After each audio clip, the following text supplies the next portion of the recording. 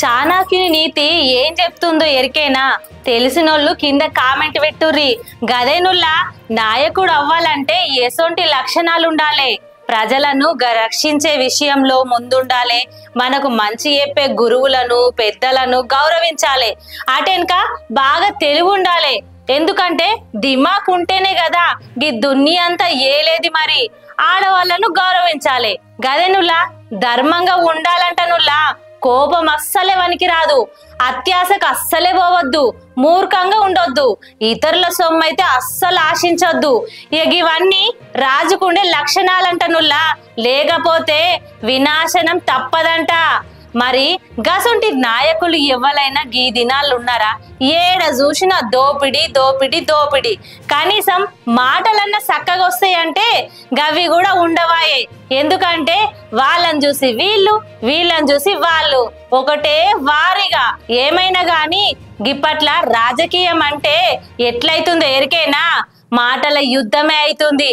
ఒకరినొకరు నేనంటే నేనని కౌంటర్ల మీద కౌంటర్లు వేసుకునుడే అవుతుంది. ఇక ఎలక్షన్లు వచ్చే ముందైతే ప్రజలతోని మమేకమై మంచిగానే ఉంటారు. అటెనక పథకాల విషయం అడకత్తే ఒకరికొకరు తిట్టుకుంటారు. ఇక ఇదే రాజకీయం అయిపోతుంది. అయినా వెనకట ఒక గవర్నమెంట్ జాబ్ రావాలంటే ఎన్ని ఎగ్జాములు రాయాలుల్లా. మరి గీ దునియాని ఏలే గీ రాజ్యాన్ని పరిపాలించే రాజు మరి ఇంకెన్ని ఎగ్జామ్లు రాయాలి? అయినా ఒక రాజకీయ నాయకుడు నిజంగా మెప్పు పొందాలంటే ప్రజలకు మంచే చెయ్యాలి, కానీ దోపిడీ చెయ్యొద్దు. ఇక ఇట్లా జరుగుతుంది ఈ దునియాలో అంటే ఎవ్వరు పట్టించుకునే నాయకులే లేకపోయిరు. అయినా భారతీయ సంస్కృతి సాంప్రదాయాలు ఎటు పోతున్నాయుల్లా? మనుషులకు మానవత్వమే కరువైపోతుంది. అది అటెనక ఈ లీడర్ వెనుక ఆ లీడర్ వెనుక తిరుగుడికే సరిపోతుంది. ఇట్లా తిరిగినోళ్ళు తిరుగుతారా అంటే వాళ్ళు కూడా గవే పనులు ఎత్తున్నారు. అయినా రాజకీయ నాయకులకు తొత్తుగా ఎందుకు ఉండాలుల్లా? ఎందుకు ఉండాలి చెప్పుర్రి? గాళ్ళే ప్రజలల్లో తిరగాలి, గాళ్ళే ప్రజలతోని ముందుండాలి, గాళ్ళే ప్రజల సమస్యలను తెలుసుకొని దగ్గరుండి చెయ్యాలి. ఒక టీచరు మనకు చదువు చెప్తాడు, గాయని ఎన్ని ఇబ్బందులు పడి చెప్తాడు. ఒక 10 మందికి నిజంగా చదువు చెప్పాలంటే ఎన్ని తిప్పలు పడతాడు. మరి ఈ దేశం అంతరికి కూడా సమస్యలు తీర్చాలంటే గా నాయకుడు కూడా ఎన్ని తిప్పలు పడాలుల్లా? మీరు ఒక్కసారి ఆలోచించుర్రి.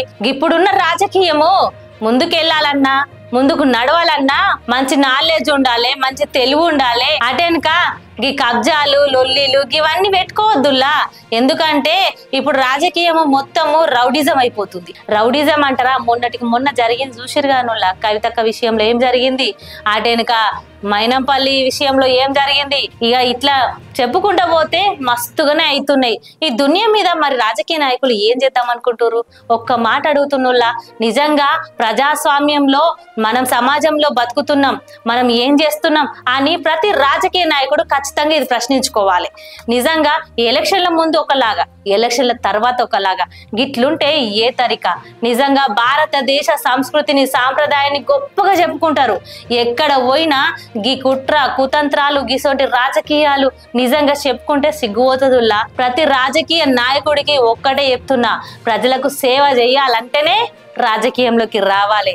దోపిడీలు చేస్తూ వాళ్ళకీలకు తొత్తుగా బతుకుతూ ఇలా ఉండడానికి రావద్దు. ఏం లేకుండానే అత్తడు. కానీ అటెనక ఏడాది 2 నెలలకే మస్తు బిల్డింగ్లు వస్తాయి, కార్లు వెనక కార్లు వస్తాయి. ఏడికెంచి వస్తాయి? ఎవరి సొమ్ము, ఎక్కడి సొమ్ము? ఏడన్నా పన్ను కడుతూ రైలు. మరి ఇవన్నీ లెక్కలేసుకుంటే నిజంగా అడిగేటోళ్ళు లేకనా, మాట్లాడేటోళ్ళు లేకనా?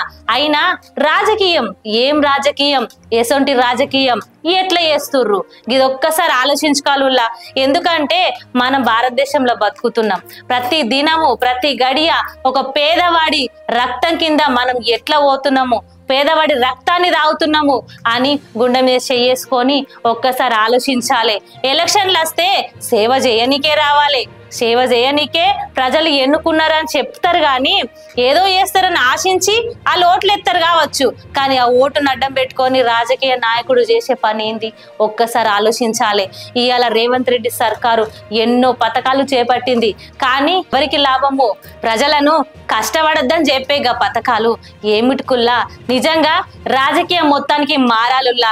ఇసొంటి రాజకీయం ఉంటే రేపటి తరాలల్లా నిజంగా కూసున్న కాన్నే నీళ్లు తెచ్చిచ్చినా కూడా లేచి తాగేటోళ్ళు కూడా కాదు. ఎందుకంటే బద్ధకంకి మరో పేరు ప్రజలు తయారైతున్నారు ఈ పథకాల వల్ల. ఈ పథకాలు ఏముటికి పనికొస్తాయి? ఓ చదువు చెప్పినందుకు వనికత్తుందా? ఒక ప్రాణం కాపాడినందుకు వనికత్తుందా? మనకు కావాల్సింది విద్య, ఆరోగ్యం. గివ్విటికే పథకాలు పెట్టుర్రి. అసొంటిది అన్నిటికీ పథకాలు పెట్టుకుంటూ పోతే రేపు పిల్లలు పని చెయ్యాలన్నా, ముందుకు రావాలన్నా, చదువుకోవాలన్నా అవసరం లేదు. గవర్నమెంట్ ఏదో ఒక పథకం పెడుతుంది అన్న ఆలోచన వచ్చే దినాలు వస్తాయి. ఇక గిట్లా చేస్తే నిజంగా భావితరాలు మారయుల్లా మునిగిపోతాయి. నిజంగా ఒక్కసారి ఆలోచించుర్రి. ప్రతి రాజకీయ నాయకుడికి ఒకటి చెప్తున్నా, సేవనే చెయ్యుర్రి, సేవనే చేయాలి. ఎందుకంటే పథకాల మీద పథకాలు పెట్టి ఎవరిని ఉద్ధరిస్తుర్రు? ఇలా ఫ్రీ బస్సు ఎంతమందికి కష్టమవుతుంది. మీరు మంచిగానే గొప్పలు చెప్పుకుంటారు కానీ దాని వెనుక ఏం జరుగుతుంది, ఎట్లా జరుగుతుంది? ఒక దినం రేవంత్ రెడ్డి సారు నువ్వు ఆ బస్సులో ప్రయాణించి చూడు, నీకే అర్థమవుతుంది. ప్రాణం విలువ తెలిసిన వాళ్ళకే ప్రతిదీ అర్థమవుతుంది. ఇలా ప్రతి రాజకీయ నాయకుడు ఒక్కటే అనుకుంటాడు, మా పార్టీ తరపున మేం చేసినాం ఈ గొప్పలు, మా పార్టీ తరపున మేం చేసినాం ఈ గొప్పలు. ఇవి అనుకోనికే సరిపోతుంది సగం రాజకీయం. కానీ ప్రజలకు ఏం చేసినాం అనేది ఆలోచించాలి. ఏ నాయకుడు నిలబడ్డా వాళ్ళు ప్రజలకు చేస్తుర్రా లేదా అని ఆలోచించాలి. కానీ నువ్వేం చేసినావు అని ఇద్దరికిద్దరు వార్ టు వార్ చేసుకోవడం ఇది రాజకీయం కాదు. ప్రజలకు భవిష్యత్తు తరాలను మార్చే బుద్ధి ఇది కాదు. కాబట్టి ప్రతి ఒక్కరు కూడా ఆలోచించాలి.